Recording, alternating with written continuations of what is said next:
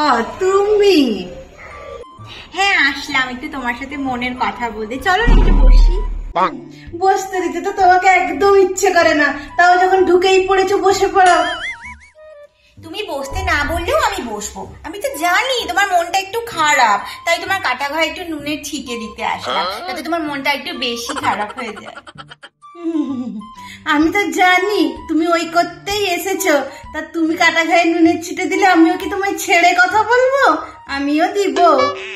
এই আমি তো জানি তোমার মেয়েটা পাশের বাড়ির পল্টুর সাথে খুব লটরপটর করে, আবার তো লটরপটর করতে গিয়ে ধরাও পড়ে গেছিল। তাই বলছি কি করে ধরা পড়লো গো?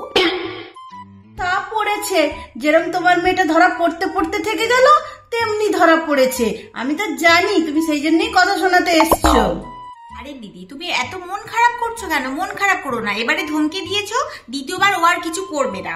আর আমি তো সত্যি কথা বলতে মনে প্রাণে চাই তোমার মেয়ে যাতে ওই ধোপানির ছেলের সাথে পালিয়ে যায়, তবে না আমার মনের জ্বালাটা একটু জুড়াবে বলো। আমিও চাই, আমি সত্যিই চাই যে পরের বার তোমার মেয়েটাও ধরা পড়ুক, তাহলে তোমার ওই কাটা ঘায়ে আমি একটু বেশি করে গরম জল ঢেলে দিয়ে আসবো, তাহলে আমার জ্বালাটাও জুড়বে।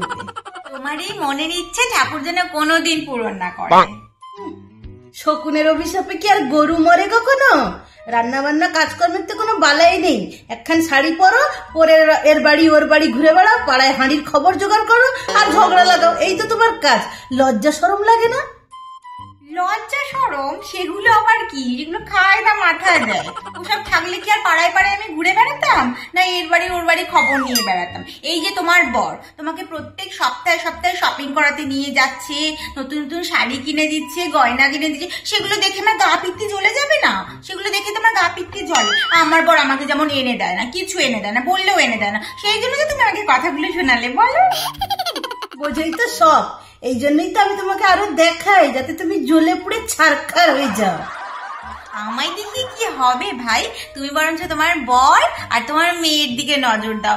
একটা মেয়ে তো এদিকে ওদিকে লটর পটর করে বেড়াচ্ছে, আর তোমার বর দেখো গিয়ে অফিসে গিয়ে কার সাথে কি কেচ্চা পেচ্চা করে বেড়াচ্ছে, আর দিন দিন যা খায় মা গো, খেয়ে খেয়ে বুড়ি হচ্ছে আর মাথায় টাক ফেলে দিচ্ছে। আমার বরের ভুড়ি হোক আর টাকি পড়ুক, তাও আমার বরের টাকা আছে। হ্যাঁ, তোমার বর সুন্দর, তোমাকে ভালোবাসে, সেজন্য একটু হিংসে হয় ঠিকই। আমার বর তো কিছুদিন পরে একটা নতুন কোম্পানিতে জয়েন করছে, সেখানে তো খুব ভালো টাকা দেবে, আমাদের তো দুদিনের মধ্যেই অনেক টাকা পয়সা হয়ে যাবে। তোমার বর তো আর বুড়ো থেকে যুবক হয়ে যাবে না। সোনার আংটি বাঁকা হলেও সোনা, তোমার বর কবে টাকা জমাবে ততদিনে তো তোমার চুলেই পাক ধরে যাবে।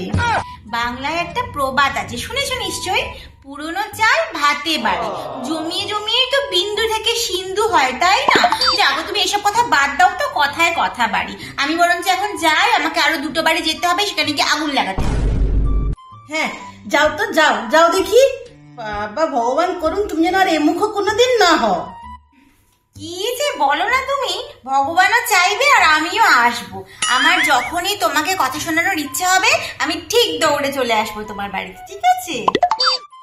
হ্যাঁ হ্যাঁ, সে আমি ঢের জানি, কিছু মানুষের অভ্যেস কোনোদিন ছাড়ে না, সেই যেরকম ঢেকি স্বর্গে গেলেও ধান ভাঙে, তোমার অবস্থা সেরকমই। তা আসবে, তুমিও খালি হাতে যাবে না। ভগবান করুক ততদিনে যেন তোমার মেয়েটা পালিয়ে যায় ওই পল্টুর সাথে।